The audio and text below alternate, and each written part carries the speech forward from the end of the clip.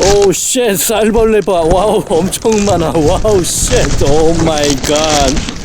한적한 산골 농촌으로 와서 생활하고 있는 소키. 어젯밤에 이 아무도 살지 않는 폐가 같은 건물의 구석진 곳에서 쌀벌레들을 발견하게 되었다. 사실 그동안 벌레 영상을 몇 개 찍긴 했지만 저는 벌레를 혐오하지 절대 좋아하지 않습니다. 그 쌀은 어차피 얼마 안 남아서 어우. 읍내 가게까지 가서 쌀 한 포대를 새로 사온 소키. 이 쌀을 잘 보관하고 싶은데 또 쌀벌레가 꼬이지는 않을까? 쌀벌레 퇴치제가 시중에 아마 파는 게 있을 거예요. 근데 여기는 없기도 하고 굳이 그거 안 사도 되고요. 페트병에 보관하시는 분들도 계시죠. 근데 굳이 그렇게 안 해도 여기 있는 이 마스크랑 또 집에 있는 몇 가지 것들 이용해서 쌀벌레 퇴치제를 만들 수 있습니다. 마스크로 쌀벌레를 퇴치한다고? 사실 쌀은 한국인의 주식이자 식생활에서 필수품이기도 하다. 근데 쌀을 놔두게 되면 왜 벌레가 생기는 걸까? 까만 벌레, 보기만 해도 아주 불편하다. 쌀에 벌레가 기어다니면 그 쌀로 밥을 해먹기가 싫어진다. 쌀을 살 때는 괜찮았는데 보관을 잘못한 건지 까만 벌레가 꼬이게 되는 경우가 있다. 집에 다른 해충이 없는 것 같은데 설마 그럼 이런 벌레가 집으로 들어온 걸까? 이렇게 벌레가 생긴 쌀 계속 먹어도 될까? 먼저 이 까만 쌀벌레는 이름이 있다. 우리는 보통 그냥 쌀벌레라고 부르는데 사실 원래 이름은 바구미이다. 쌀 바구미는 곡식에 피해를 끼치는 해충이다. 주로 쌀과 보리, 밀, 수수, 옥수수 등의 저장 곡물에 피해를 끼친다. 그래서 집에 쌀뿐만 아니라 밀가루에서도 바구미가 발견될 수도 있게 된다. 그렇다면 집에 원래부터 이런 벌레가 많아서 전부 쌀 속으로 들어가게 되는 걸까? 사실 쌀 속에서 발견되는 바구미들은 나중에 쌀로 들어간 것이 아니다. 원래부터 쌀알 속에 들어가 있기도 하는데 쌀알 안에 바구미가 넣은 알이 들어가 있었던 것이다. 이 알이 나중에 성충이 되면서 우리가 보게 되는 쌀 바구미로 변하게 되는 것이다. 하지만 우리 육안으로는 벌레의 알을 발견하기가 아주 어렵다. 바구미의 알은 아주 작은데 길이가 보통 1mm도 되지 않는다. 바구미는 무리를 지어서 생활하고 번식 능력이 강한데 매년 최대 8대에서 9대손까지 번식한다. 암컷 한 마리가 500개의 알을 낳고 습하고 따뜻한 곳을 좋아한다.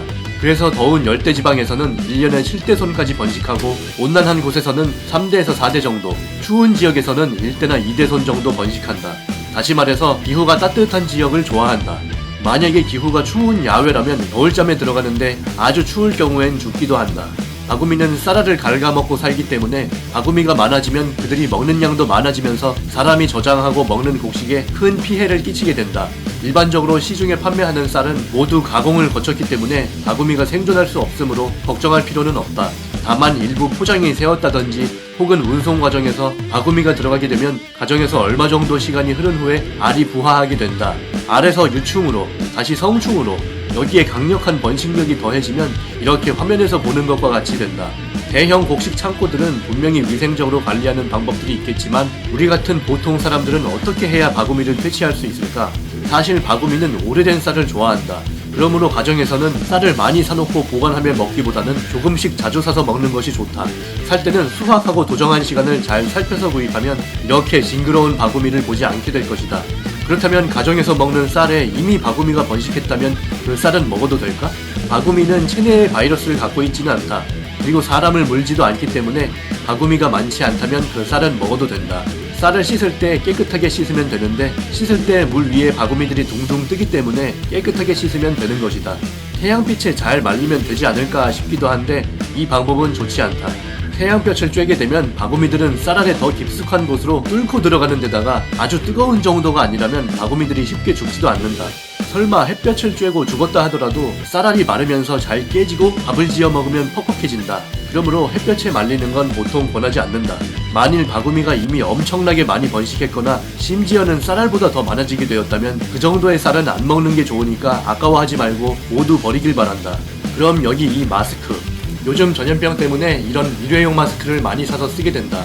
하지만 일회용이라서 한 번 쓰고 버리게 돼서 은근히 아깝다는 생각이 들게 되는데 버리는 마스크를 활용하여 벌레를 퇴치해보자. 첫 번째 방법, 소키가 뭔가를 썰고 있다. 그가 썰고 있는 것은 바로 생강이다. 먼저 생강을 작은 크기로 썬 다음 마스크 한쪽을 가위로 자른다. 그러면 마스크 속에 이렇게 구멍이 생기는데 이 안으로 방금 썰은 생강을 넣는다. 그리고 아까 잘라낸 마스크에 달린 끈을 이용해서 마스크를 묶어준다. 그리고 아래에 달린 끈을 잘라내준 다음 쌀 안에 넣어주게 되면 생강의 자극적인 매운 향이 벌레를 근처로 오지 못하게 한다. 두 번째 방법은 고추를 이용하는 것이다.